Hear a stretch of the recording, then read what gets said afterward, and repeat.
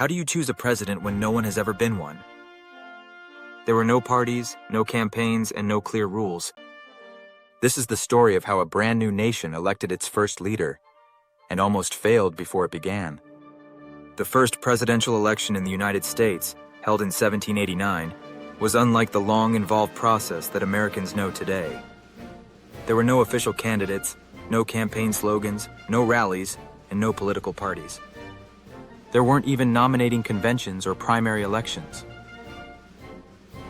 The whole process was brief, quiet, and centered on one great question: whether the new Constitution itself would endure.